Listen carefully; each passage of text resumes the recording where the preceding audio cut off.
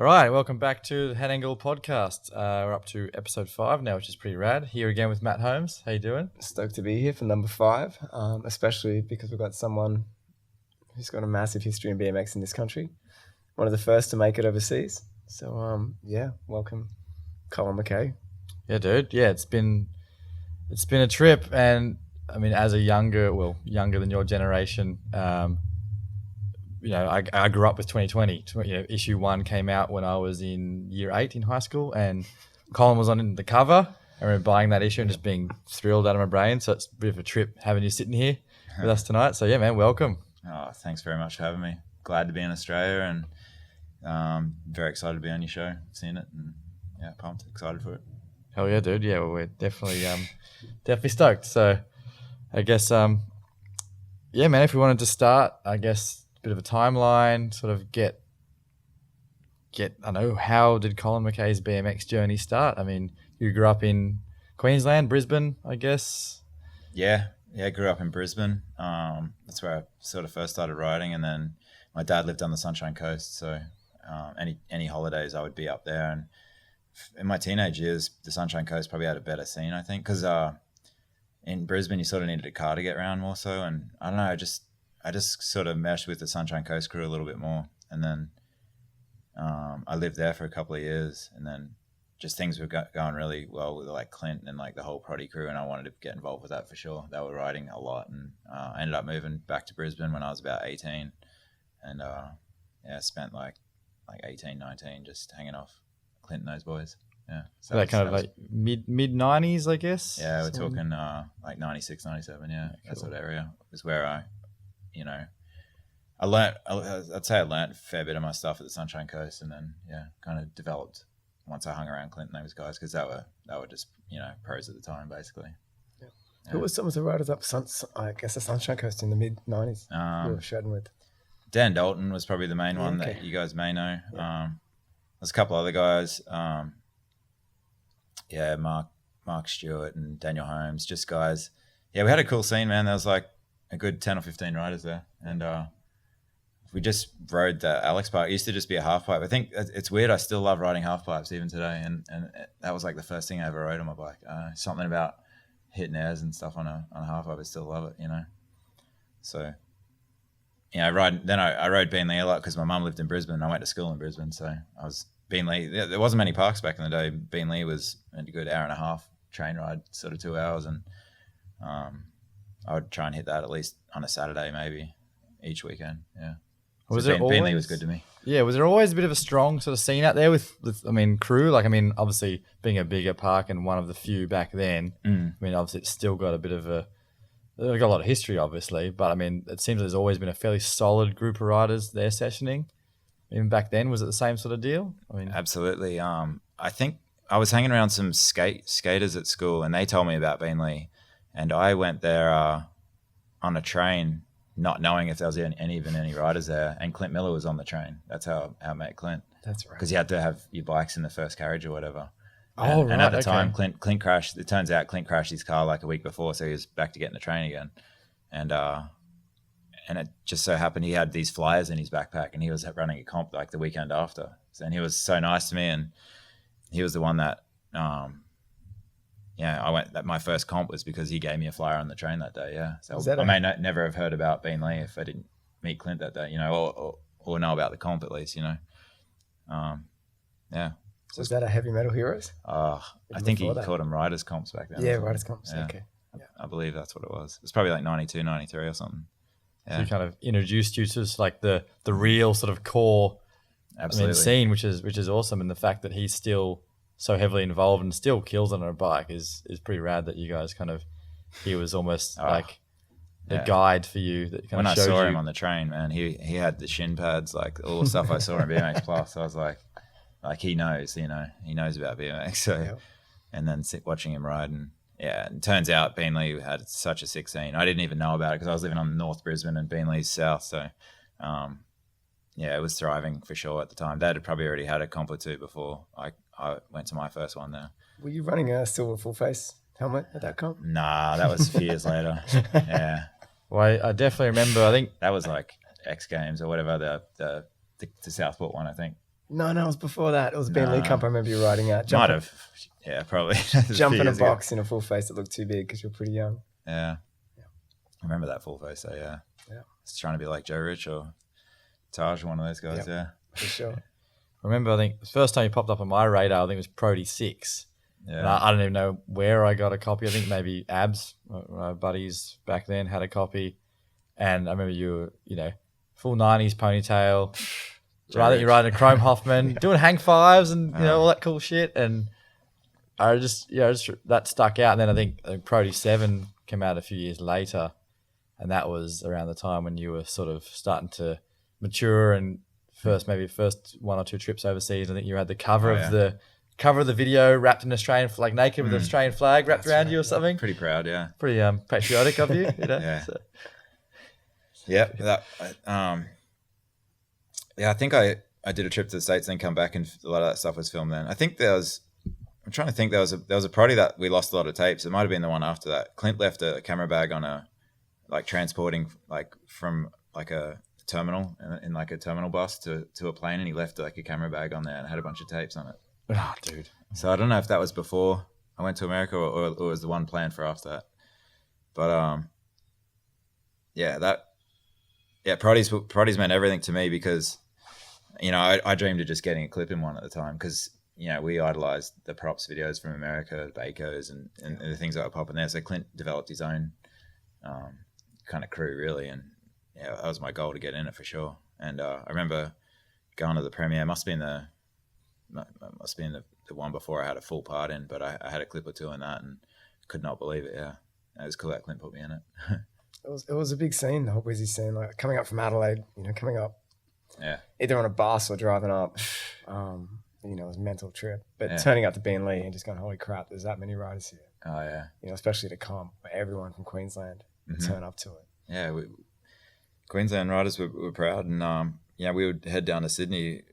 Sort of competitive, really. We were like, we're going to beat all the Sydney dudes. Like, just it was a little bit of rivalry, and I tell people that when I'm in Sydney, they're like, "Oh, you're from Australia?" Like, people think I live here. The guys I'm hanging with now, and I say, "No, I come from Brisbane." Like, and I tell them we used to come down here. Like, we're going to take on Sydney, and like, it was sort of like friendly, competitive. We weren't too serious, but we had Miller with us. That was our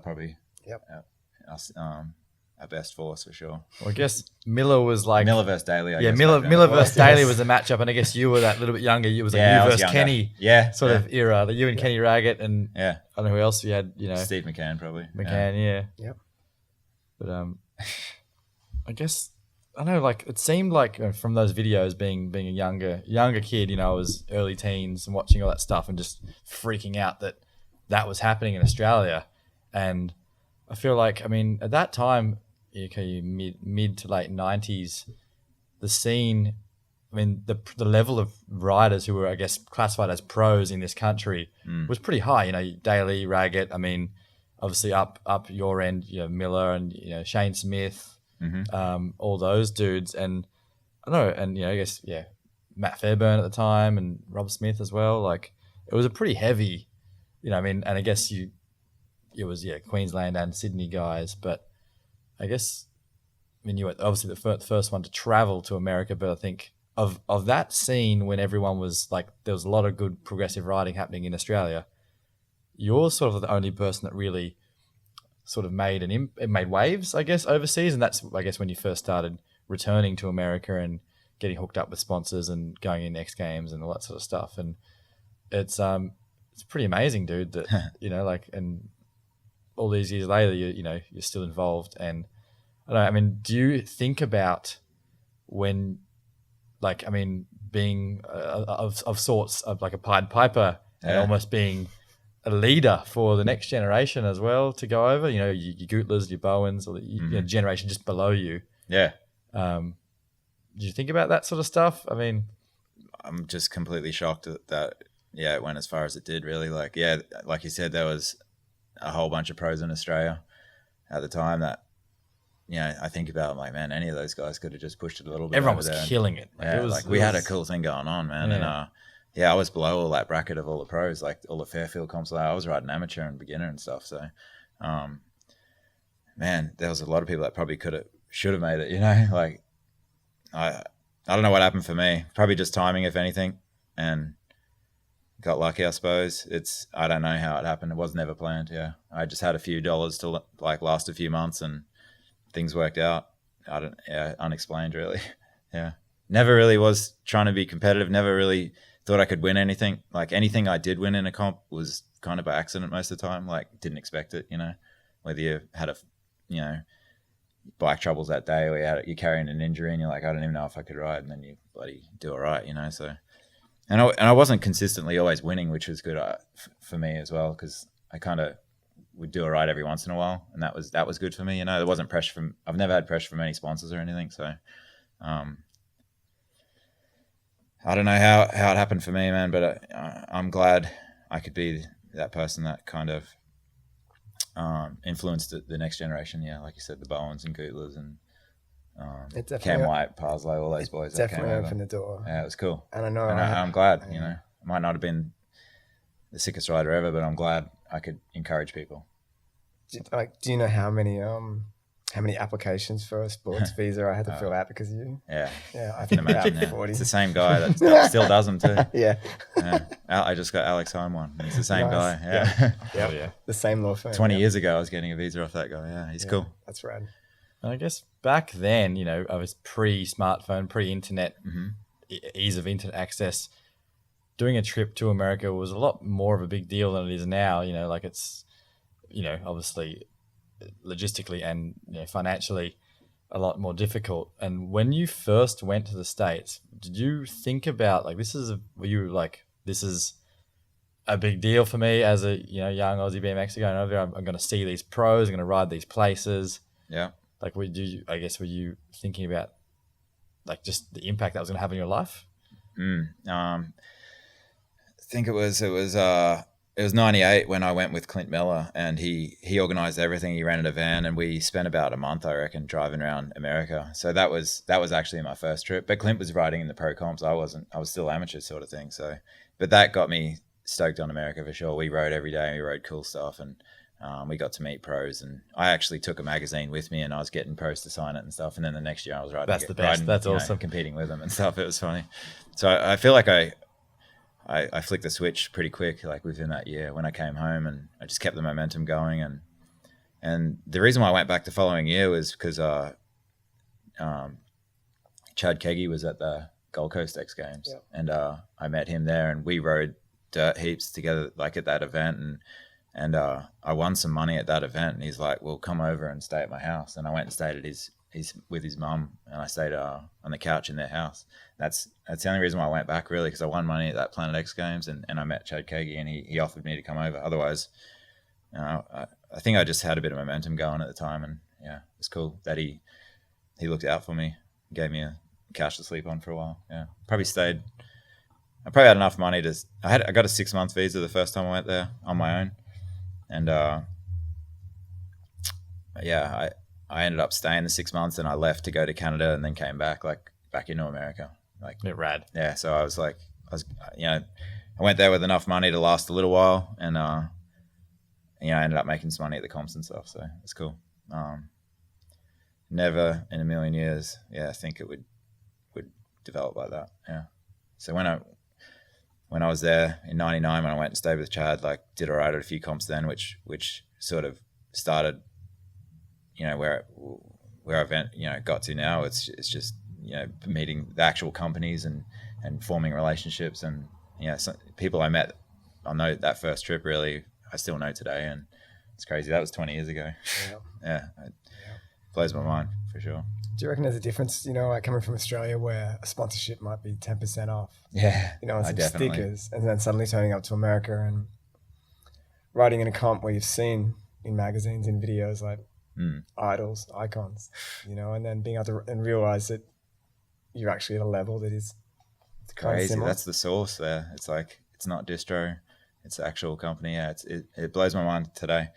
I got sponsored by a pretty decent company that was distroed in Australia, and they sent me one shirt and a couple of stickers, and then I went to America, and they knew I was riding for the company, and they gave me a box, that massive box, and just was grab whatever you want. And then then on your way out, grab stuff out of that box. And it was just like, what? Like, so that's the difference. Australia was one shirt and one sticker. Yeah. And then America's just like, just help yourself. Was that Genko?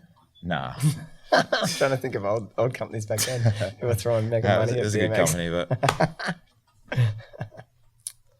no, it was Fox. Yeah. Yeah, That's okay, right. wow. Yeah. And I was in ended up being a few clips in their video and stuff Yep. too. No, Expendable Youth. Yeah. Well, I guess the So that was- Expendable trilogy, all those videos. And I mean, the first one you definitely had some clips. Yeah. And then the second I think one the you had second a one lot. I did. I don't think the first one maybe. I think you had a couple of Did I? clips on like looking like issue 1 there on the cover, you know, that king frame and that sort of hat under the helmet, Colin Mackay era. And then I guess, Oh yeah, okay. and then Expendable 2 came out. You had when you were full on factory specialized by then, and you had clips in Expendable 2, I think. I think Expendable 2 I was pretty sure I was still riding the King. Maybe. Maybe. I don't know. You can watch it later. Oh man. Got a Yeah, we're VHS talking set up 20 years back. downstairs. So. I mean, it's crazy just in that mag. Like you're on the King on the front, and then at the San Fran X Games, you're on, Oh, really? you're on Specialized. Yeah. I mean, that's That's probably a that's probably big a year difference. apart though. I reckon in that. That was a weird decision, but the time on the front of that cover, I was working working for my brother who was doing kitchens and cabinets and stuff. So I was actually like, you know, doing a labor job, you know, all day and everything. That was my full-time job. And then I went to America and yeah, like when a company offers you money to be able to live and just ride your bike, you're like, I'm doing it. You're not Like saying no to that, it could are be you? any company. It could be a dog food company. I'm like, you know, at the time I was like, let's do it. Sign me up. You know, so you know, I go from there. I look a lot different from that first page to middle of the page where I'm completely. probably got a, you know, Mountain Dew sticker on my helmet and you know, some other weird stickers. But yeah, it's a dramatic change. But I just kind of signed up because I was working long days, doing kitchens and cabinets, and I was just like, I'm going for it.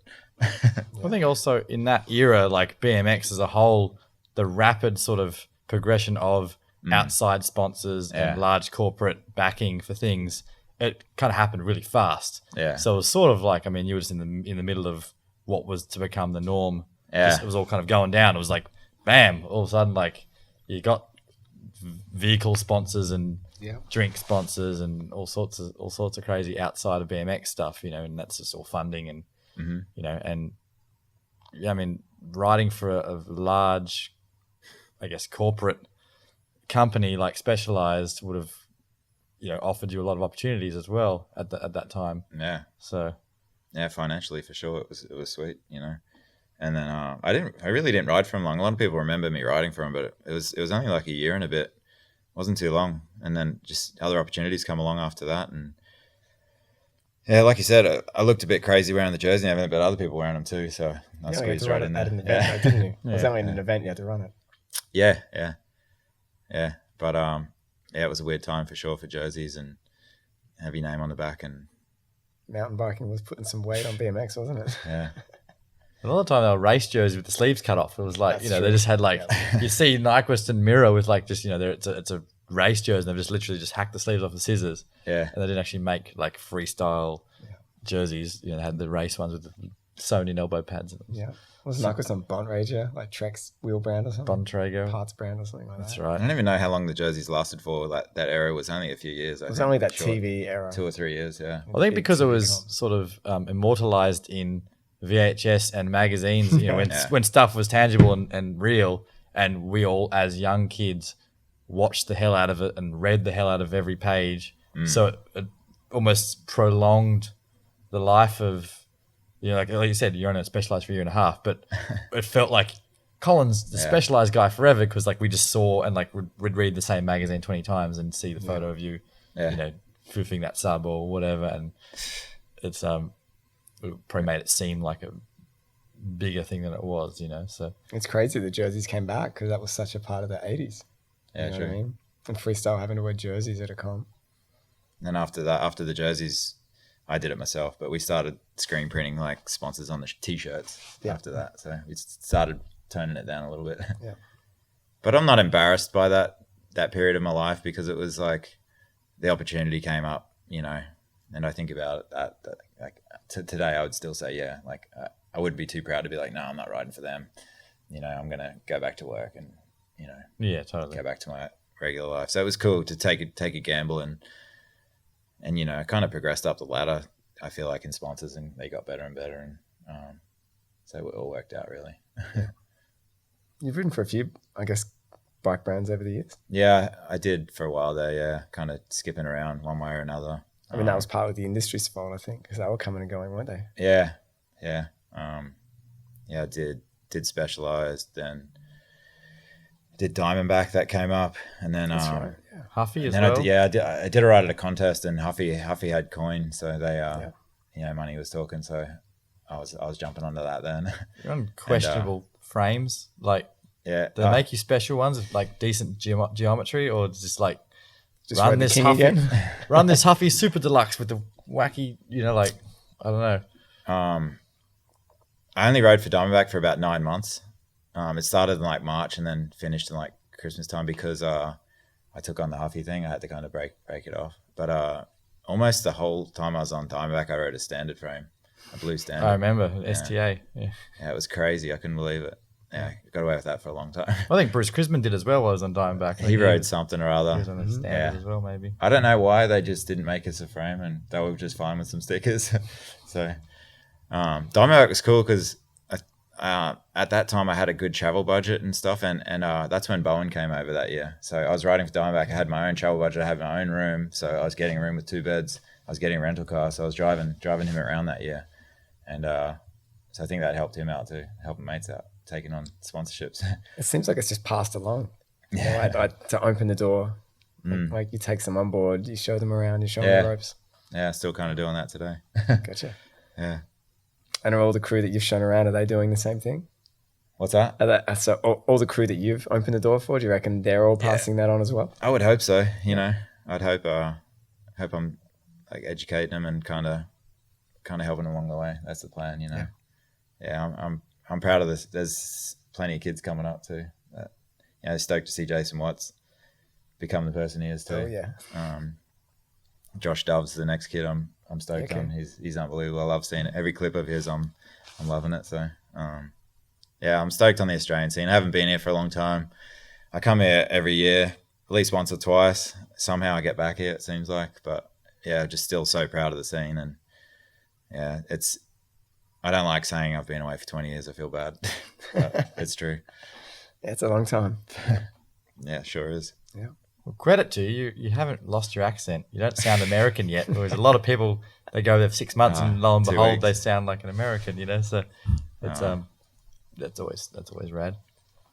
But I guess after your sort of stint on your corporate brands, your Diamondbacks and your Huffies and stuff, I guess it sort of dialed back for a minute, and you were kind of without a bike sponsor and you were kind of just like riding for Strictly. Yeah. And you were doing events, you were doing comps. I remember seeing you at the X Game or Planet X Games and all that stuff, and you were just wearing the Strictly tee. Yeah. I think you might have even been riding a standard still or something. I guess I know, was that a sign of what was happening at the time? Was that a conscious decision, or were you actively looking for a ride with someone, or you just sort of I don't know. I mean, obviously, Strictly was like it in Australia at the time. That was like the core BMX sort of shop, and they were doing a lot of larger stuff. So, I mean, how'd that sort of come about? And yeah, it seemed weird that you were, you're on the back inside cover of Ride on Diamondback, winning,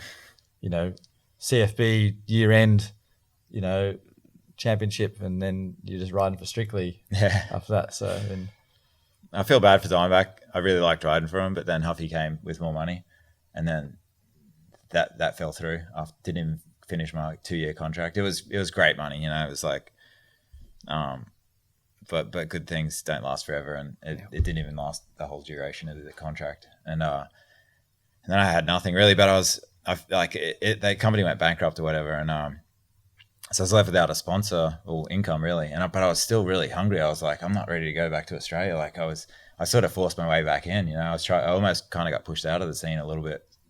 Probably should have just packed my bags and come home, but I stuck it out. And it would have been that summer I came back and was just Mark's a good friend of mine, known him forever. So Strictly was actually the first person to give me anything really. Even I think he gave me a discount at the time, but I just felt like backing him and backing Strictly. You know, it's probably the only thing I had at the time to back anyway. Yeah. But I just stuck in there. I persisted. I had so much fire in me still. So I'm glad I hung around, because then I ended up getting on Vans and Haro pretty much similar time. So that was 2005. You know, that's where that kicked off. And Your riding kind of stepped up a notch, I think, about then too. And I see all these old photos and I'm like, oh man, I wish I did that a little bit different. Like today, you know, I'm criticizing my own stuff, but it's funny, like, that I was doing all right in comps doing that stuff. It just made, you know, it's funny to look back on, that's for sure. Well, in that sort of Strictly era when you were with that pre-Haro, I guess, you filmed your part for Digital Interface, which was Ride US, you know, big time DVD, big names. You had, you know, Butcher was in it.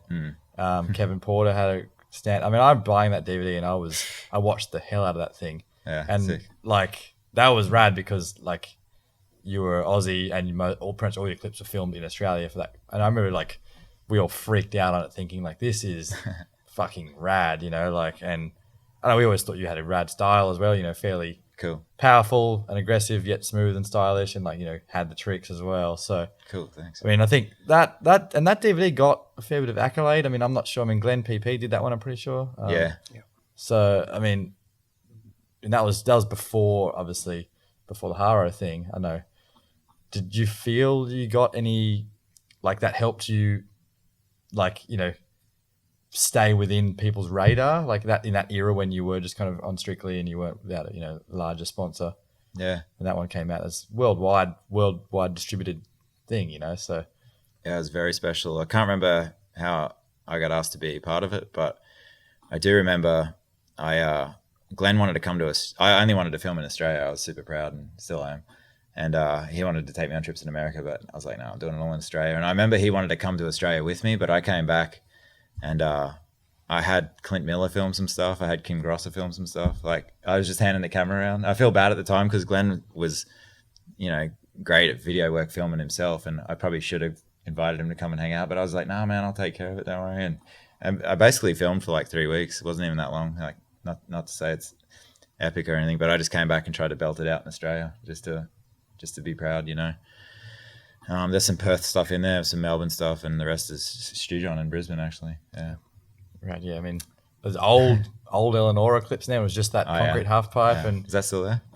I think it's gone now. But I mean, That was obviously cool. the massive full pipes there now and everything. But I mean, there's some definitely solid clips in there. I think I had an opening part, which I was happy with. At first, I didn't understand opening part, but then that's kind of a good thing, I think. Sometimes the first and last parts are usually good. So yeah, I was stoked to get first part, you know, just to open the video. And yeah, huge production video, but really I just handed the camera around to a few mates, which was pretty funny. I don't know why we went to Perth. Me and Clint flew out there to film some stuff. I mean, there's only like 1 or 2 clips in there too. I thought we were going to get some heavy stuff, but yeah, a couple of things. I think probably the best stuff is all from Brisbane, really, I'd say. A couple of things from Melbourne, yeah. That was cool, great. Yeah, I probably didn't have any sponsors, but just so full of fire and not giving up, really. Like, and I see that, I've seen that happen to a few people, you know, I keep an eye on in their careers, and when they lose that opportunity, they just kind of, it fades out, the fire burns out. But for me, the timing, I was just, you know, if it happened a few years after, and I was a little bit older, I probably would have bailed, but the timing I was 24 or something. I was like, I'm not going home now. Like, I had a house payment. Like, my wife was working 2 jobs to get through bills. Like, it was a little bit of a tough time for sure. And then Due Tour started, really, which saved me, really. They were paying really good money, and yeah, happened to come up on some coin at those and get back on track. There was those big Vans Triple Crown comps back then too. They were great, yeah, for sure. They were huge, and you were riding dirt and park in those. Yeah, double dipping on stuff. I liked dirt, grew up riding dirt, grew up riding park, so it felt sort of guilty at the end of the weekend picking up a couple of checks sometimes, and some people picking up one, you know.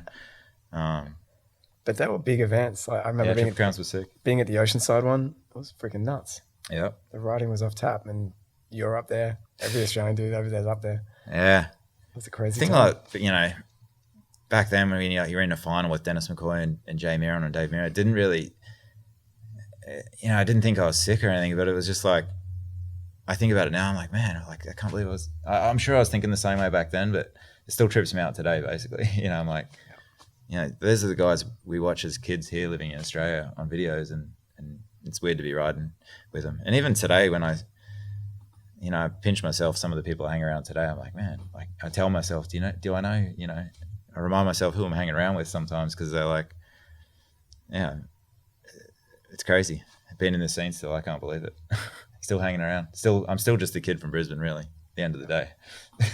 That's awesome, man. I mean, I guess, and having people, up on a pedestal when you're younger, and then, you're become their contemporary. You're up on the deck with Mira, Nyquist, McCoy, Miron, whoever else, Asado, all those dudes. Like, Ruben was in it back then. And, I mean, it's crazy. Must have been a trip, dude. 100%. Fuck. I don't get it. Yeah, I don't know how to explain it. It's a spin out, but hey, it's possible. All the kids out there that are coming up, you can do it. Anyone can do it, really. Yeah. I wasn't special. I wasn't. I didn't grow up racing for 12 years before I started riding ramps. I started riding at like 12, 13, pretty much, like 13, I'd say, and just have a go, really. Anyone can do it. Yeah. I guess dialing it back a little bit, I guess. I mean, just from my experience, when I first saw you ride, after issue 1 came out, and I think it was you must have come back from the trip where you became a specialized dude, and there was a comp at like Fox Studios where like the old Horden Pavilions, like Nokia Huge Air Festival. They had like Russell Trainer was there in Bazan, a couple of sets of doubles. Shane Biffin was ripping, and that that was sick. I remember Kenny and Lee Martin, the Wollongong dudes were there. I remember like seeing you lock into a big 3 table, and you had 4 pegs, but you had a real rad, like aggressive sort of dirt style. Weird. And I'm thinking, who the fuck is that dude? Like, that's funny. My mate Rob and I, we actually caught the bus there because we grew up in inner city, and we had, how do we get to Horden Pavilion? I don't know. We just get the bus there, and just like freaking out. Like, we'd heard of like Daly and Kenny maybe because they were Sydney dudes, and we're like, who is that guy? He looks like he's more pro than the rest, because you had the logos and you had all that stuff, and that's when we sort of started noticing you. And then I think we might have seen you at Vertex maybe not long after that, and then Steve Morrissey's video, The Mighty Few, came out, and you had a part in that along with Mike and Kenny and stuff like that. And that was a good era, and I think the best. Yeah, I think pretty sure we drove to that Fox Years thing, just jump in the car and burn 12 hours overnight. And I love the Australian scene. Back then I was trying to hit all the jams and events and stuff, and it means a lot to me, especially I hung around Kenny a lot back then too, and we were chasing it together for sure. Well, and I mean obviously Kenny had a couple of trips to the States, and had a couple of clips in props and stuff like that. It was pretty heavy clips, a big bar, a Foo at Woodward and stuff like that. Yeah. But it just seems like, you were just, you kind of just made that 1 or 2 steps further. And I don't know how. I can't explain it, man. Yeah. And I don't know if it's something to do with the water in Brisbane or Queensland. I mean, if you look at a history of Australians who made it in terms of making BMX their career. I mean, obviously you've got Steve McCann from Victoria, and you've got Luke Fink from Victoria, Parslow as well. But the vast majority have all been Queensland or mostly Brisbane based, which is, I mean, Sydney hasn't had many at all. Biggest population. Yeah, totally. I mean, I don't know, and I don't know what's going on with Brisbane. Unbelievable. And still producing. I mean, obviously, Jason Watts, and I mean, I noticed actually last night listening to another podcast with Kyle that you and Jason are from the same like suburb or town. Is it like same school, same like rugby league club, and I think we're about 12 years apart. He said he was riding scooters at the skate park one day, and his friend said to come over to the dirt jumps because I was riding there, I guess, and that's the Ferny Grove jumps, Oh, right, yeah, cool. And he was at the skate park. He was probably 10 or something on the scooter and came over, and he said I was the first rider he saw ride and stuff. So it's pretty funny. Yeah, same school and everything. And you put him on Haru. Yeah. I swooped him from something he was riding for here. I can't remember, but I didn't even know him, and I couldn't go to the first. It's called the Van Doren Invitational back then, which has now become the Vans BMX Pro Cup. But I couldn't go to the first one. I think maybe I have two boys, so maybe something. I got a feeling Like there was a reason. Yeah, there Might was be a a birth. serious reason why I couldn't make it to the event. Slightly important. Yeah, and I said I got a guy I wanted to take my spot, and luckily, I had a bit of pull, and they took a chance on Jason Watts. They didn't have a clue who he was, and I actually didn't even know him. Like I knew him from video parts, and just started to get to talk to him online, I think. But I acted like he was my best mate and all this stuff, and got him in, and but he didn't have money to get to America, and the comp was like a week away, and I ended up putting him on the hire and getting his flight and hotel and stuff, or something along those lines. I helped him out a fair bit anyway to get to that first stop, and I think his stem snapped or something. He kind of blew it in the comp, but what he did in practice was enough to shine, and he ended up getting back in there next year. And and I got to see him when his first pro contest in Mexico a couple of years ago, and so proud of that kid for sure. I saw him today and gave him a big hug, and love Jason. He's the best. Nice. Yeah, definitely doing it right. He's doing it right for, people that are into it for the fun, and still managing to make it work, and be up there. And it's rad that you guys you've got a working relationship now with the whole Vans thing. Yeah. But you also, the Haro connection, and also just the fact that coincidentally you're from the same high school. Yeah, weird. Yeah. We played rugby league till we were like 12, both have the same story, same club, and it's unbelievable, yeah. Yeah. I always tell people that story, that like how big the world is, and we went to the same school, wore the same uniforms, so it's weird. But yeah, good 12 years apart, I think it is. We worked it out one day. Yeah, love Jason, he's the best. Yeah, man, we is definitely getting people stoked. I can't wait for that Fast and Loose DVD to come out. That's gonna be freaking epic. Yeah, man. Yeah, I'm trying to do something with Vans with those guys too coming up the next couple of months. But yeah, we're trying to back it for sure, because all those guys are pretty much on Vans, for the most part. Yeah. They have a cool thing going on and cool vibe, and really, really proud of what they're working on, and hopefully everyone's stoked on the outcome. Yeah. Well, I know Corey Walsh has been pulling clips from other road trips that videos have come out, and he's been saving stuff for Fast and Loose, which is cool. Stuff he worked with on Colt and stuff. So yeah, I heard that they're cool with it. The clips, his Colt in the full length DVD. Yeah. Apparently, a lot of those clips are leftovers. He kept the gnarlier cool stuff for the Fast and Loose, which is cool. On a Colt trip, and they were cool enough to hold those clips for him, which is great. Yeah, so I've seen a bit of that. The raw clips of that, but I can't wait to see it put together. Yeah, rad. It's gonna be epic. So come 2019, you've been in the States 20 years, you're flat out with Vans now. What's your role in there? Yeah, I'm full time with Vans. I've been with Vans 14 years now, but just every year, just kind of taking on different roles for the most part. I never ever got lost my pro bike rider deal either. Like Jerry Batters was the boss, and that's cool. My contract just evolved into doing more jobs, but he's like, you're not off the team, but this is the money, either riding or doing social media, or it was cool. He never let me down and said, all right, time to pack your bags. So I always thought that was cool with Vans. It's great to be in a company that allows you some opportunity outside of just riding your bike. Yeah, it's pretty damn cool.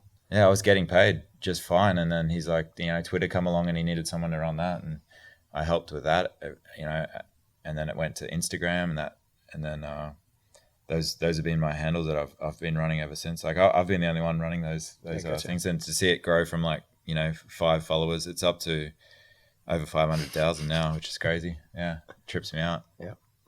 Sometimes I throw a quick post up and I'm like, shit, we got 500,000 people that are going to see it, potentially see this. Yeah. So it spins me out for sure. Better make sure my spelling's on point. Oh yeah. That can be dangerous at times for sure. Yeah. But very proud of that role. They helped me. And my photography career was helped by Vans too. They were sending me, I was into photography, no doubt. But Ryan Goodler was hanging out in Greenville and they needed ads shot. And instead of sending someone from California, I was hanging with Ryan. It was just natural just to pop some photos. But they were giving me things to shoot on paper that I had to kind of follow instructions. So I felt like I did an apprenticeship through Vans as with photography too. So they've helped me out a lot, that's for sure. And 2019, I just took on the team manager role officially. So I'm global Vans BMX team hell manager. yeah. Yeah, that's rad. It's crazy. Yeah, I don't know whether I made it in BMX or made it with this new career choice. Seriously, like that's how it feels.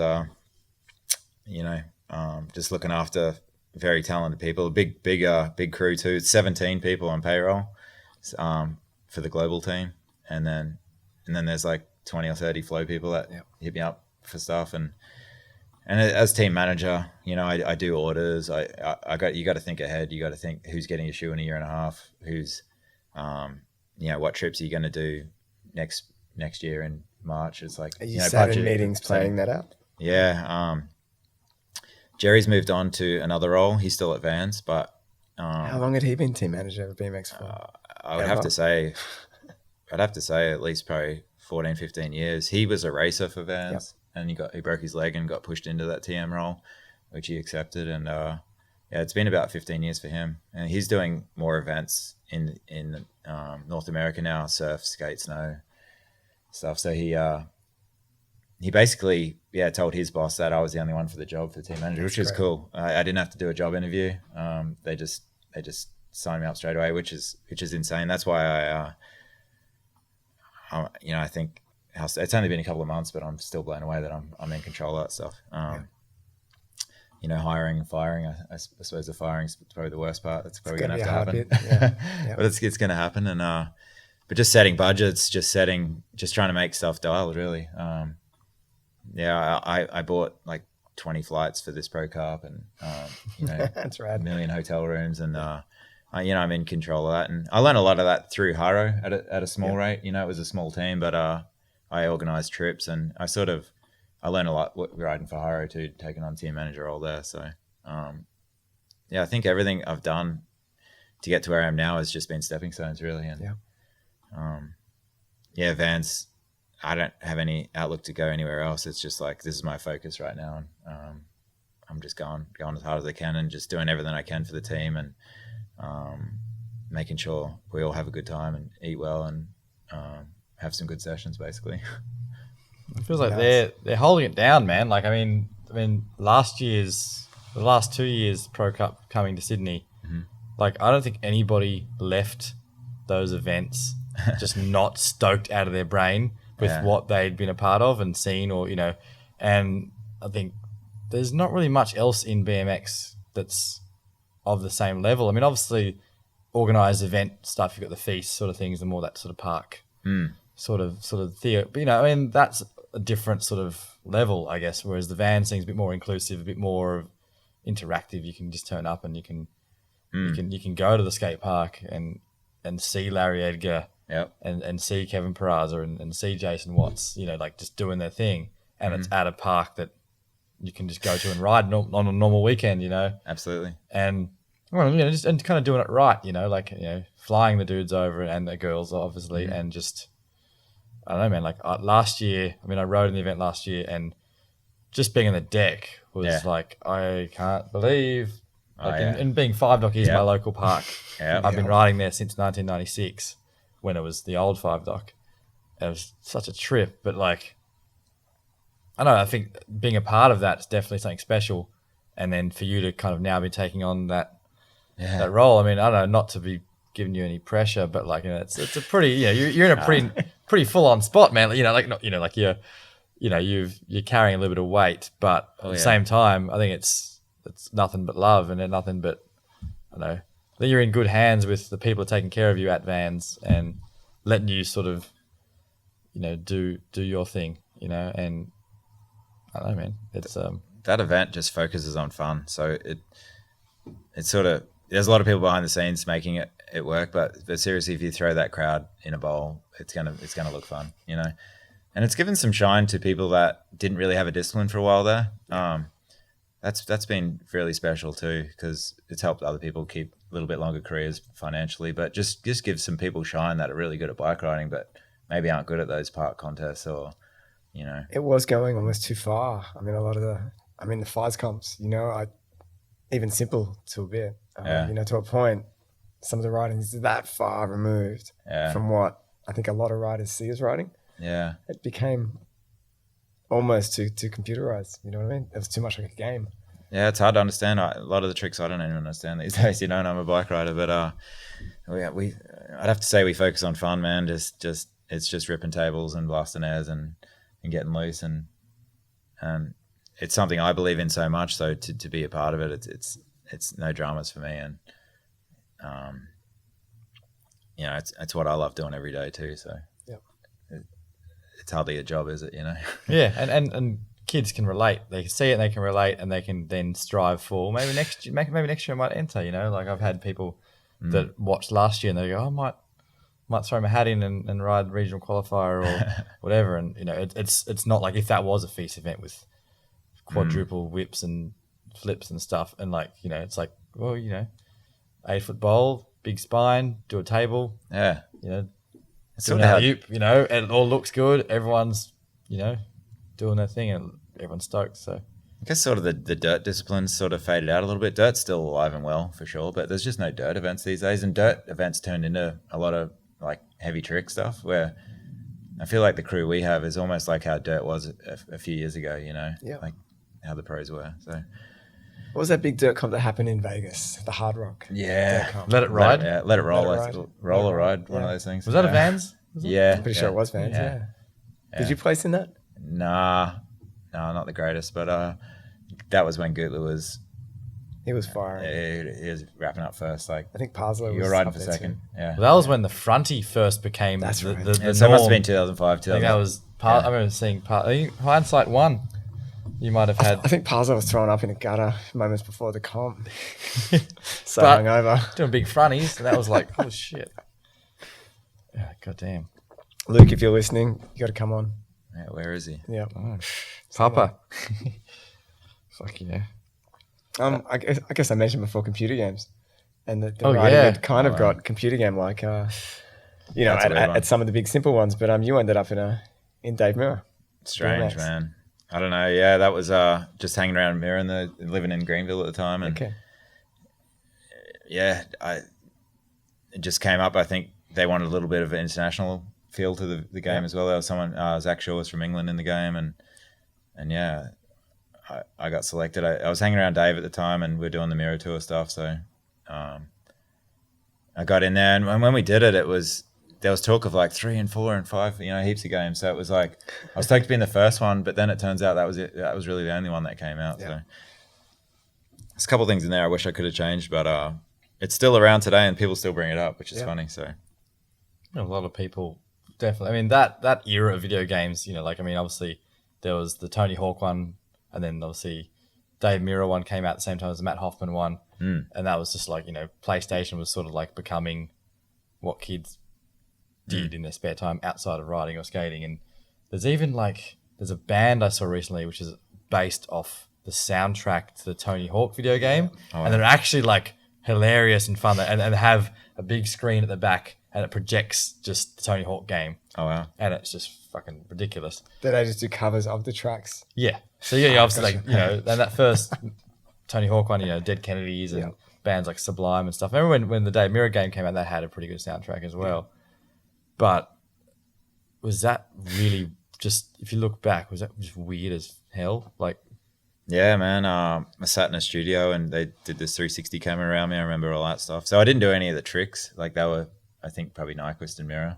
But I just had a head scan basically. Yeah, okay. I just had to sit still for 5-10 minutes or something, and made a little check. Not that much really. People I think the Hoffman game got paid pretty well, but our game was pretty minor, to be honest. Did you have a Strictly sticker on? Yeah, and I wasn't riding for Specialized then, and you were on Specialized. someone too? else in the game was on Specialized, and so they just used their graphics, because they were bummed that I didn't have a bike sponsor, because they're like, we need a bike sponsor for you, because you need to be able to select your bike. Should have said And unsponsored. yeah, man, it came out, and and I couldn't believe it. I wasn't riding for Specialized, and it came out, and I was on Specialized, and they're like, don't worry, we're doing Dave Mirror 3, 4, Hey 5. Travis, I'm on Specialized again. No. Worth a check. Yeah, I was spewing about that, but that's fine. You know, I'm in a video game. It's pretty sick at the end of the day. You know, I had to stop worrying about what bike I was on. Well, Yeah, there's a Strictly. I'm wearing a Queensland shirt and one outfit too, but there's a decent Strictly sticker in there, which I was pretty proud of. Yeah, I think everything I was just doing back then was just trying to represent Australia really, and just everything I felt like I was doing was just, I don't know, just with the backing of all Clint and all the boys back home. I just felt like, you know, I'll take them on and I'll try and do as much cool stuff as I can, sort of thing. Like that was kind of the goal, I suppose. Yeah, sort of just represent and just always just trying to represent. Yeah. I think there's a lot of that in. We'd all probably be riding bikes and doing what we do regardless of the money. So I think if you take that to America, where suddenly there is a reward for you riding it. Yeah. Everyone pushes pretty hard. Oh man, yeah, it's been unreal for sure. And you know, my first job I ever had was I used to pick shallots on a farm, and I'd go before school and after school. It was like I'd get $4 an hour, so I'd work for an hour and a half before school, an hour and a half after. So it's like $12 a day, you know, and somehow squeeze in riding. I don't know when, probably weekends or whatever. But like today, I'm looking at the DMs through vans and stuff, and kids are like, yeah, send me a frame, or you know, send me this and send me some shoes or whatever. And it's just like they're talking to the wrong person, man. Because I had to pay for so much stuff when I was a kid, so I'm always trying to tell kids, hey, get out and get a job, dude. Like it's possible, you know. And they're like, oh, I'm 15. I'm like, oh man, I was working when I was 14, so that's it. You know, go mow some lawns. Like I feel like I'm still encouraging kids because you know they're asking me for free stuff and they shouldn't be, you know. So I feel like I earned, you know, I appreciate the money for sure that the sponsors would give me and stuff, and you know, I know what it's like to earn $1, that's for sure. So that's one thing I've always held close to me. I mean, you're proving it in a lot of ways that hard work and sticking at something for 20 years makes something happen. Yeah, it doesn't happen like that. No one deserves that sponsorship. You got to go hard and keep your head down, and I can't stand people that ask for stuff. Yeah, the sense of entitlement in 2019 is pretty pretty red hot. There's a lot of kids. I reckon every day someone asks for something for free. I mean, I get messages through the shop's Instagram. Just like, hey man, I bought something off you 9 months ago, and I noticed you got this. Can I have it for half price? You know, like what? The magazine got it all the time. Either how do I get sponsored, or can you hook me up? Yeah. It's like, no man. And then I'd get parents. Hitting me up going, oh, little Johnny should be on the cover. Oh, yeah. You know, and it's like, no, I shouldn't. He should go ride his bike. Should have a good time. People want stuff. Yeah, well, it's true. And you can see stuff now. You can, you like, well, I can see that such and such pro, you know, they do this for their brand and they get this for free. Yeah. If I tag you on Instagram, that's free shoes, right? Like that's... Come on, man! Like, oh yeah, I see so much of that on the Vans channel. Yeah, people trying to be models and stuff for Vans. It's like, dude, we sponsor like so many cool riders that are good looking as well, so we can use them for marketing. Yeah. I guess also, like, I mean, the fact that the sort of the shoe game is sort of become a desolate environment. I mean, obviously, Vans are perhaps the only people still doing stuff. Everyone's sort of dropped off. I mean, I'm not sure. I mean, I'm not a shoe industry person, but it's kind of crazy. So I guess the fact that you guys sort of are the only game in town, you probably would be just getting every angle of like, hey, like I want to, like, you know, and every pro too. Every pro wants to be on Vans. Well, yeah. Some very legit pros hit us up often, and we just can't do it because we're looking after what we have already. You can't just like scrap people that have put in work and, you know, being a face of our brand to sponsor someone else just because they're a good bike rider. It's hard. It's very hard right now because there are people without shoe deals, and shoe deals are important. Yeah, it's you know, it'd be great if there was a few more people in the industry. It's very slim, to be honest. Yeah. Yeah, I mean, at one point you had so many brands. I mean, obviously, it is always huge, and then I mean, Duff's simple. Duff, Osiris. I mean, you were on Osiris for a minute, weren't you? I mean, there's tons of shoes to choose from. We'd be like reading a magazine, looking at the Downs Comp catalog, and like, oh, what shoes do I choose next? You know, like whatever. And it's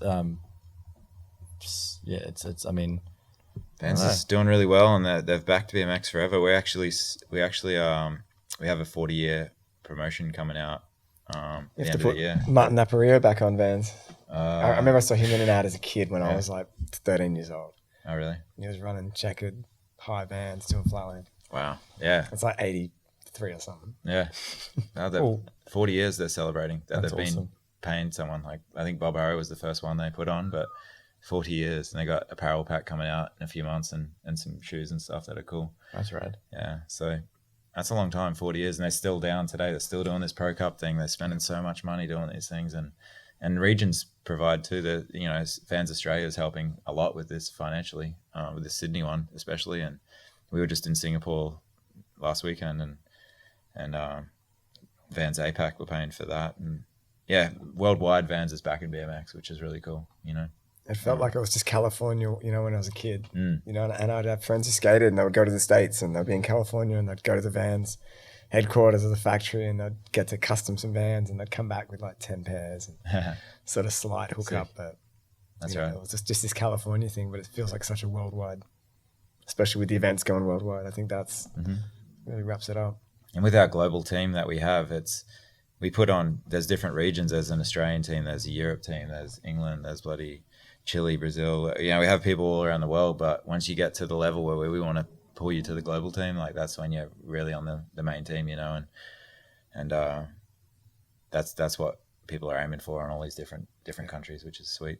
Yeah, Alex Himes, like the next one that's going on. It's funny, I got my, Lewis Mills is creeping up there too. It's funny that the next guys are bloody going to be probably Australians that are coming on board eventually. That's pretty cool. It's funny, yeah. And they've all People earned it. might be blaming me for that. They might be like, "Oh, you're a bit biased there." They've earned it. Yeah, man. They've earned it the same way you did. Exactly, yeah. Yeah, and we might even get someone from Lewis Mills in there. Get someone from Sydney. All you bloody Queenslanders. That's right. One of the first. Stealing all the bloody thunder. It's been a long time since Daly was riding X Games. Yeah, well, he never rode for Vans. He was Etnies dude. But It's true. I guess I've changed gear a little bit. Just to want to hit on you living in Greenville. Like the time that you lived in Greenville was probably one of maybe possibly the most pro heavy state, or I guess a city in the world, and you had the heaviest dudes living there, riding there, all home basing it from there for the comp circuit and stuff like that. And you were sort of in the mix in that era. And I look back at just that time period as a date stamp and just think, holy shit! Like was that every day you go down to JC Park and were you pinching yourself? I mean, obviously you're in the mix. You're on that level. You're mixing up with all those dudes. But that's got to have been a gnarly time to have existed in. So. Yeah, I lived across the road from the JC Park. Yeah, it was unbelievable. Spending it's been about 8 years there, I think, and just the sessions, the people, just there was stuff to do at night. It was just nonstop really, and we rode a lot. I live about 2 hours from there now, and I can't go back there. It's weird. It's like a part of my life that I've just like kind of left there, and that's it. Yeah, Time it's really capsule. weird. I can't go there anymore. Yeah, okay. It's weird.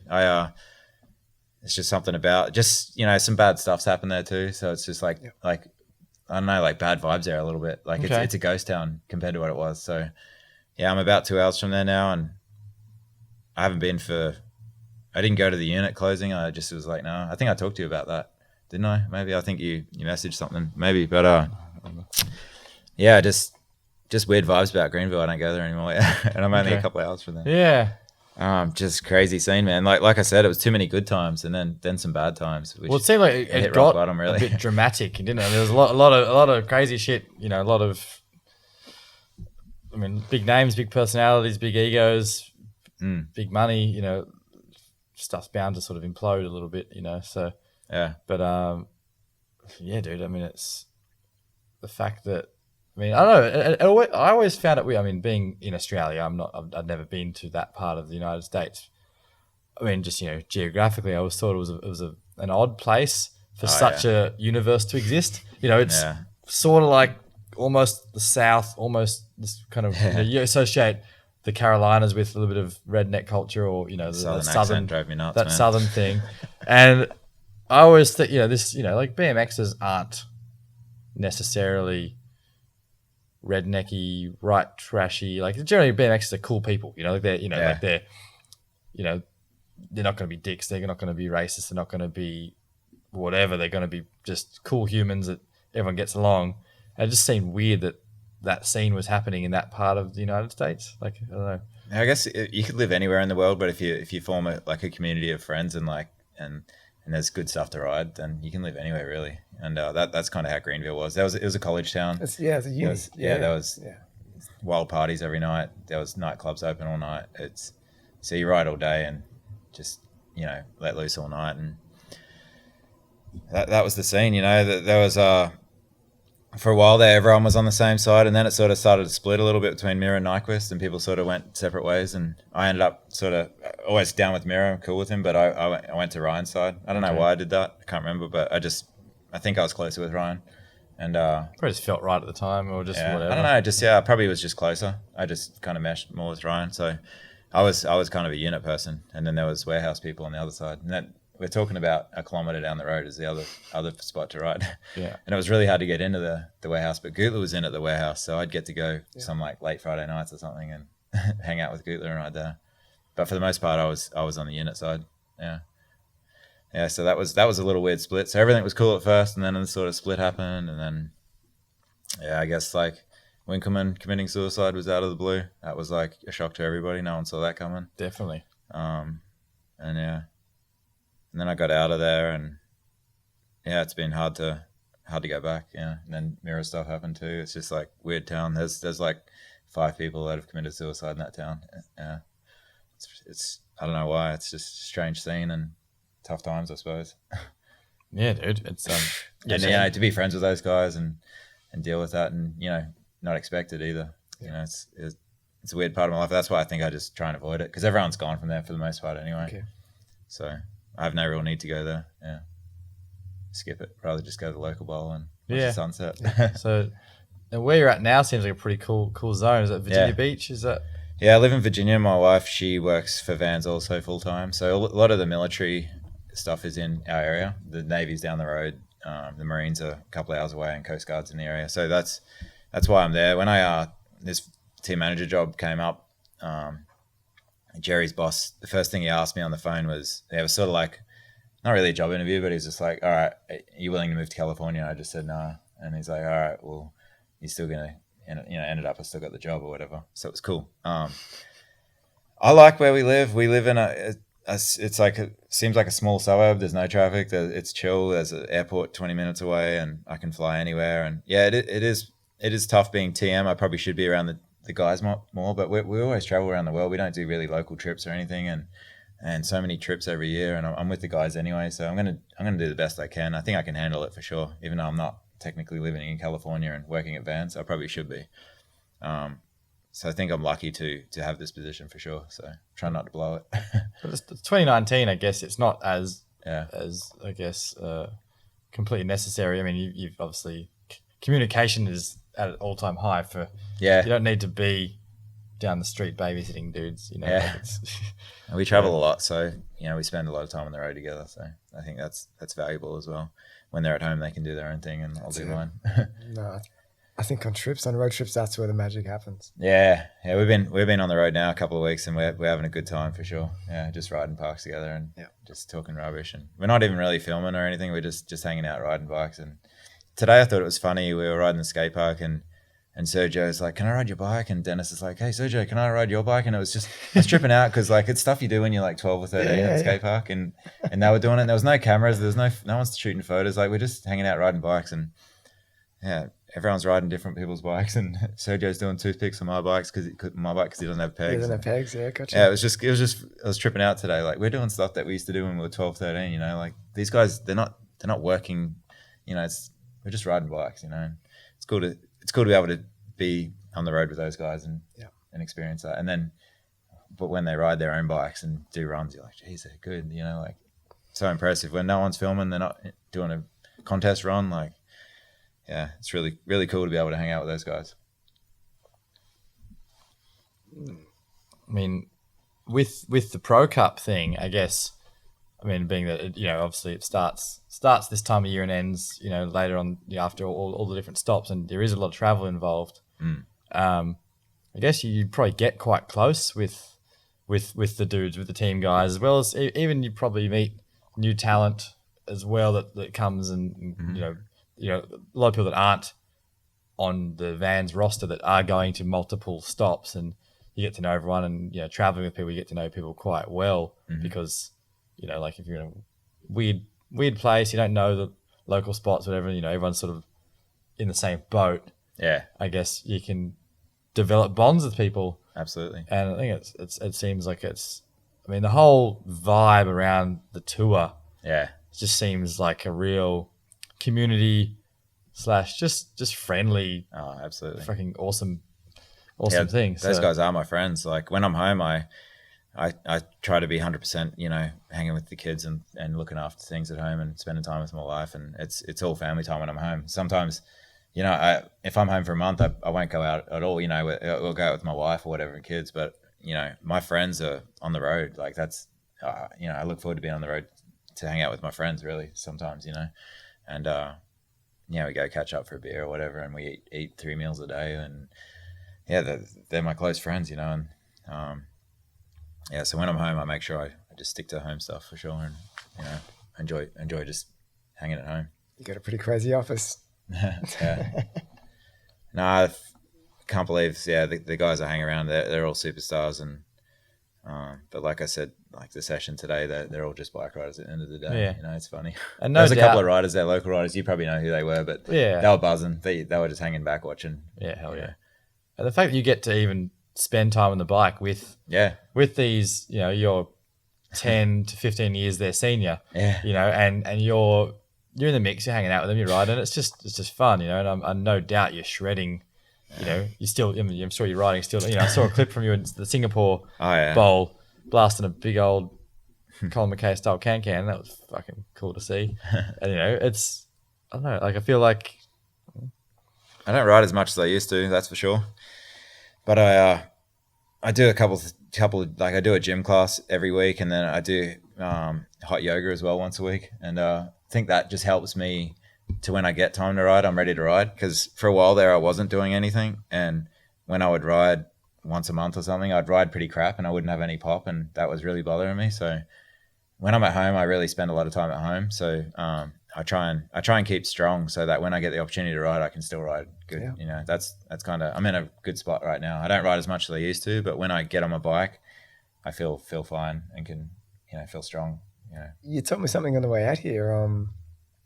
We were trying to find some food, and you go, I don't eat any animal products. I didn't know that. Yeah, I just threw it out there because I didn't know where you were going to take me. That's it. Well, lucky I was driving. It was all good, but yeah, I guess like 3 years ago, I guess I wasn't riding as much as I was, and my wife, she had a couple of kids, and she's like, you need a men's health checkup. I'm like, just because. I was like, I haven't had one of those in 20 years. I'm sweet, And my cholesterol was like really dangerously high. I was eating like ham and cheese sandwiches every day and just straight milk in it, and like running milk on cereal. Like just had a pretty bad diet, I guess, but I didn't know it. And but blood tests showed that. Yep. And doctor signed me up for some cholesterol lowering medication, and he's like, you're good, just keep eating bacon and eggs, you're fine, just take these pills. And I tripped out after a while, like started doing research. I was like, I had to fill my prescription after like 3 months, and I got a blood test, and he's like, yeah, you're perfect, keep doing it. And I just spun out and did some research, and it was either like cut out the animal products or keep taking these pills. And I was like, I'm not taking prescription pills, so it was a bit of a transition period, and then just so happy for sure. I lost like 10 pounds. I was never big or overweight or anything at all, but 10 pounds just fell off overnight. What's that, 5 kilos or something? Yeah. Sorry for the conversion. But so about 5 kilos just fell off me, and I started blasting like 2 foot higher, and like I was tripping out, and I was with Dak actually, and he's like, you've been riding, man. And I'm like, I just feel really good on my bike, like, and that was it. I was carrying a couple of extra kilos, and then just switched the diet and just felt full of life, and never turning back ever, and I'm stoked. So that and yoga, holy crap. Yeah. You're protecting yourself for life. Yeah, I hope so. My dad died a few years earlier than he probably should have, and it was all stroke, heart attack, and yeah, my family history is bad, but it's like no one's ever really done what I'm doing is, just cutting animal products. No one was ever taught about feed intake. It's been 3 years now, and I get a blood test now, and he's like, whatever you're doing, just keep doing it. Doctors don't know about nutrition. Yeah. Do they? So I'm on this thing on my own little journey, and it's working. The results cool. are showing that. So, my family's never tried this in their life. That probably just go the prescription drug route, and maybe I'm trying something for my kids as well for the future. Maybe if I can get past 70 something, like that'd be cool. For sure. That might be a goal. I don't know, but just. Yeah, that's the thing I'm onto now. And it's pretty funny. As team manager, you got to when you're at the spot, you got to track down a food spot for the next place. Yeah, you do. I don't want to go to Domino's Pizza I'm finding places that have options for me. And it's not only me, Dennis Ennison's on board too. And it's funny, if I go to a place that has a lot of vegan options, it's funny how often all the other guys order the same thing. It probably sounds better on the menu. Yeah. It does. So... I mean the old way of road tripping and having to eat at fast food stuff. Yeah. It's hilarious. I remember Kenny Raggett getting the shits with me. He was. What are you going to eat? Avocado. What are you going to eat? Kenny's the lord of KFC, wasn't he? That's all he ever ate. I lived all those days for sure. And I know all about it. And yeah, I flicked the switch a few years ago. I ran some vegan ads in 20 years ago. Did you? Just Peter ads like the Taj ad. Oh, yeah. There was a Taj ad they made. Yeah, he's doing alley Bex up, I'm pretty sure. Yeah. I mean, those guys are for the ethical reasons, but I think, looking after yourself is even better reason. Mm.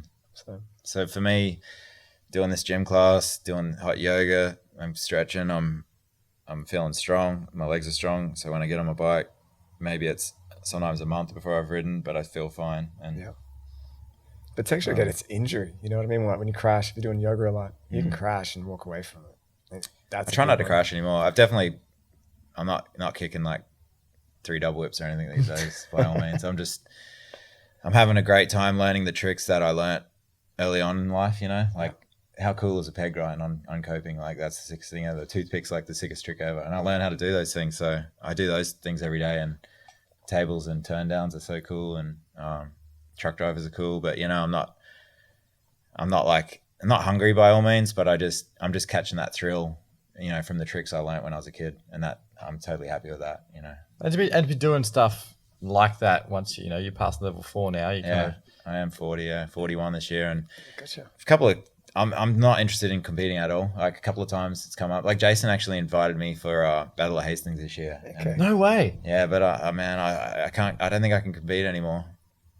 I lost that bug a few years ago. I think when I used to compete, it was fun, and I would think about what I was going to do in the finals, and there was no other really thoughts. I never, I wasn't cocky, but I knew I could make finals. I was like, all right, do this run and I'll get finals, and then I'm going to huck this, And then when it became hard to make finals after a while, so then I think that's when I lost the passion because I was like, shit, I got to do all these weird tricks that I haven't, I did on the foam pit 2 months ago, and now I got to just let it rip and see what happens. That's when I was like, this, I wasn't being me, So when do you reckon that was? 6 years ago, firstborn? Yeah, I don't know. I broke my foot really bad too about 6 years ago, and I haven't done a tail whip since. That sucks because I kind of been thinking about 3 whips lately. I'm like, I saw someone do a 3 whip recently. I was like, man, the 3 whips really are a cool trick. But I haven't done a tail whip in a long time. It might be 8 years since I did a tail whip. I shattered my foot to bits, a million pieces. So that was probably when I was really over it. And then just getting more responsibilities, doing TM stuff, and not so much having to worry about competing. I was still, I was getting an income doing other stuff, and it was cool to focus on other people. I enjoyed reporting and talking up other people more than, myself trying to do well at a contest. So, it sounds like stuff I worked out at about 20 years old. Yeah, I'm in a great spot. I'm riding when I want to.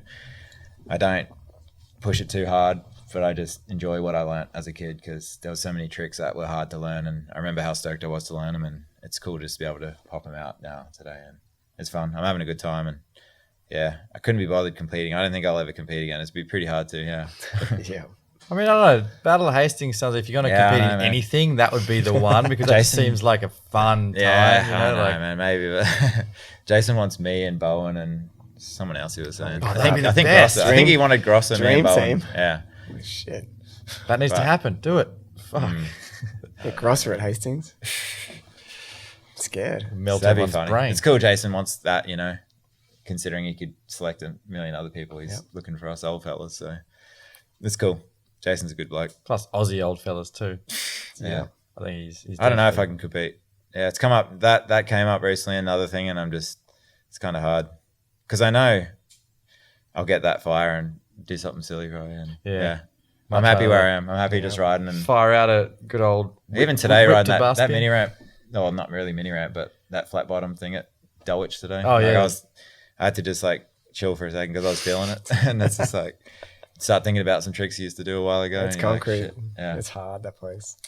I'm having a good time. Just doing what I, still ride and love it so much, and I think that's why I still love it because I'm just doing what I want to do, really. Yeah, and we got some good jumps where I live too, and we're about to kick into spring. We're into spring actually in America, but when I get back from here, I'll be firing up the trails a fair bit too. So I'm stoked. Still riding a fair bit when I can. It's hard to ride on the road actually. I'm riding more now because this last few days have been downtime, but as of tomorrow, I'll be at the event for 5 days and probably won't ride anymore. Yeah, full logistics comp mode. Just And the park's full.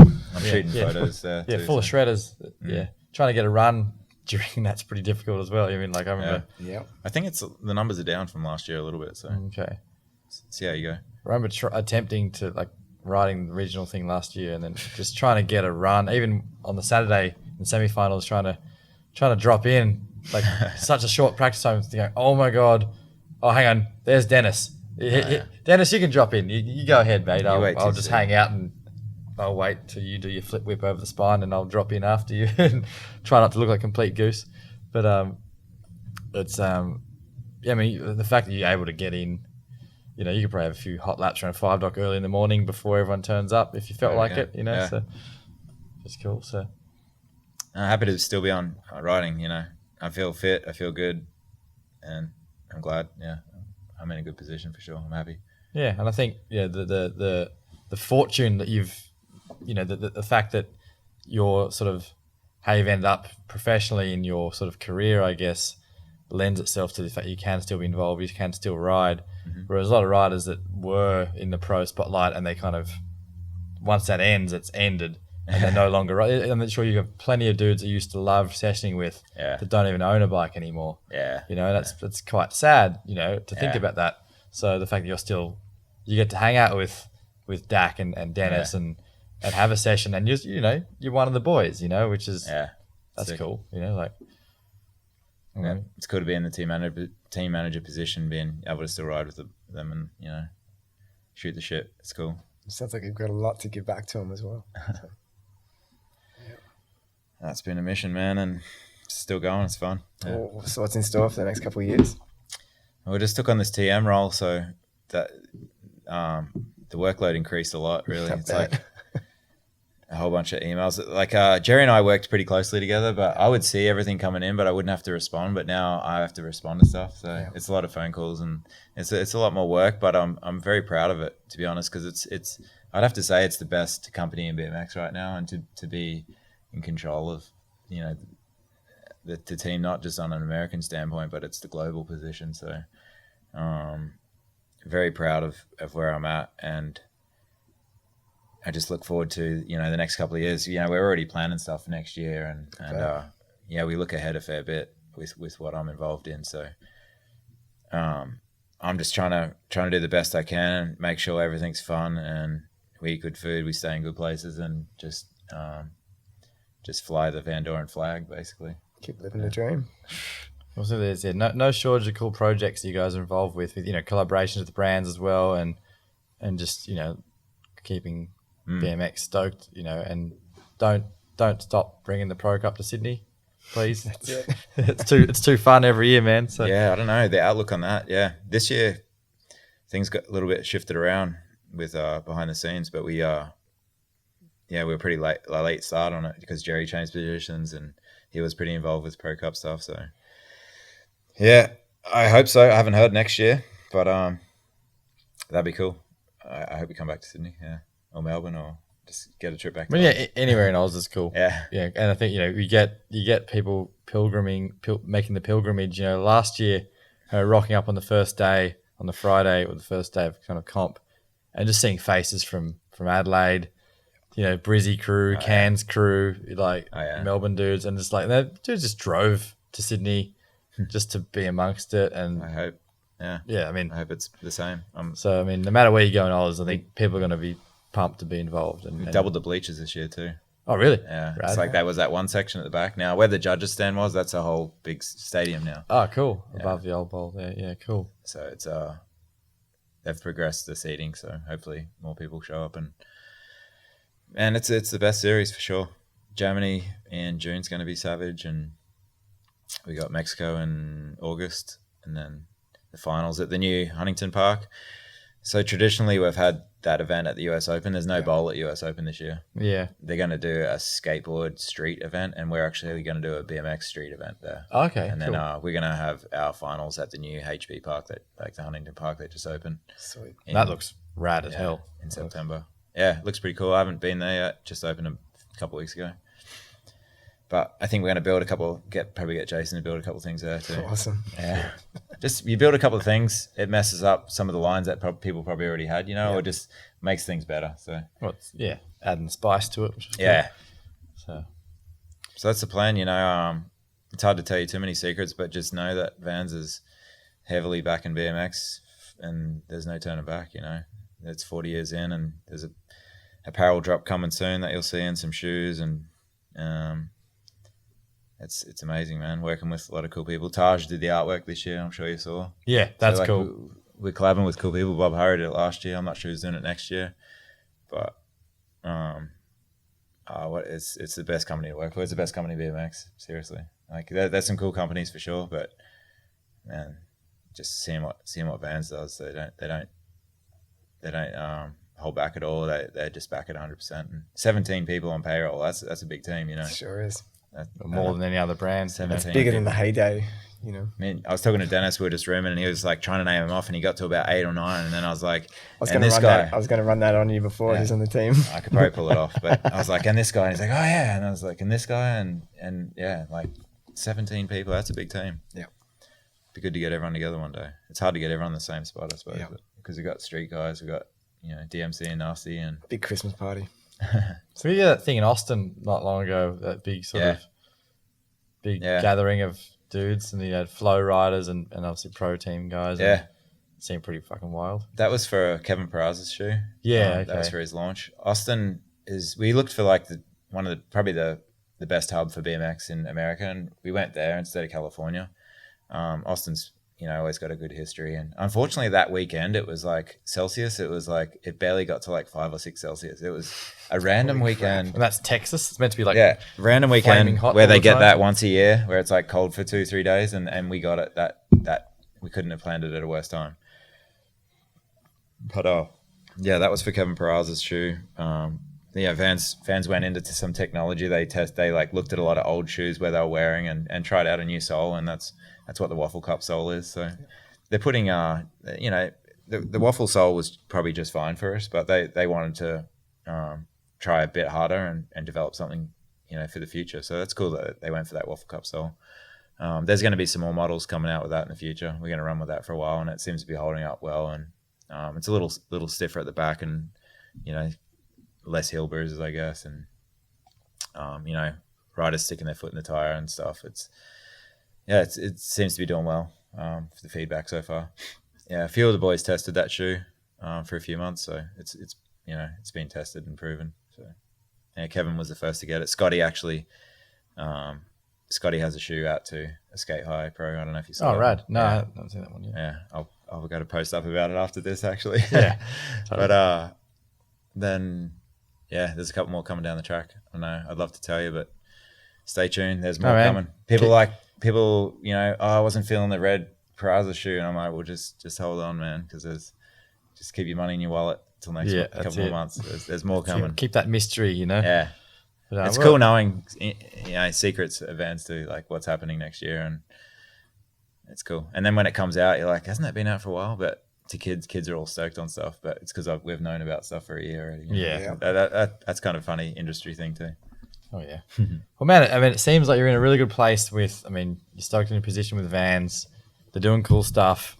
It's keeping you pumped, keeping you involved with BMX, and it's definitely, I know from someone that's 20 years ago, that was you on the cover of issue 1 of 2020, which is like, it's a big deal for everyone in this room, being that like we've all lived it. I mean, obviously it was Matt's creative genius, Matt's livelihood, Matt's everything, and to be sitting here with you tonight, it's like a little bit epic. I think it's pretty cool, man. So thank you very much. I appreciate it. I can't believe I was just a kid then, and it's pretty strange, definitely, to be on the first cover and then just be hanging out here telling stories. So do you reckon you could still do a suey?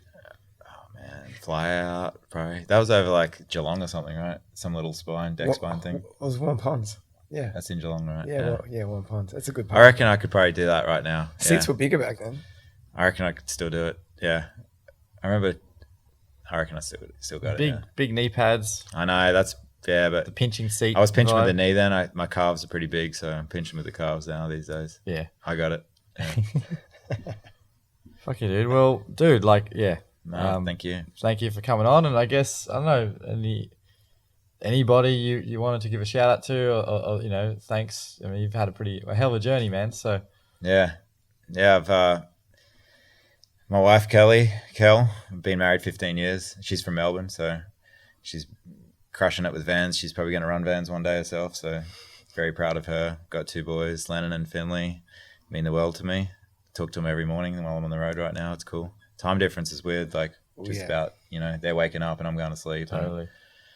And, my family I have going, it's means the world to me. And it's tough being on the road, but that and just my family in vans, my family in Australia, it's very supportive. Obviously, I think about it now, like I couldn't imagine my boys saying like see you later when I moved to America when I was 19, so. I didn't intentionally move there, but I haven't really left since. So I couldn't imagine my boys saying, catch you later at 19. I'd be bummed. So I feel bad for my mum. My dad. My dad's moved on now, but I feel bad for ditching the Australian, my family, and then very proud of the Australian scene, what it's become, what I've seen it be over the years, and just Matt doing 2020. Everyone's Clint doing Proddy videos, like and I hope the future's bright for people doing projects and running events and jams and whatever they're doing. They're doing something for the Australian scene. So I love seeing that stuff for sure.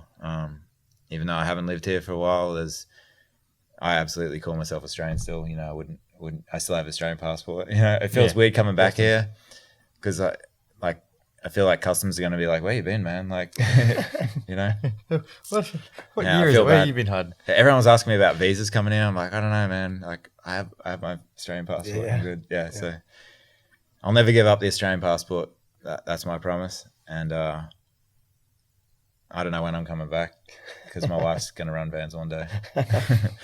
So I hope I hang in this TM job for a bit. I'm 40, so probably won't be too much longer when someone else will probably have to look after the boys and the team. But for now, I'm stoked, and I'm glad I've ended up where I am. Really, like I'm learning a lot post BMX pro career, and very proud of it.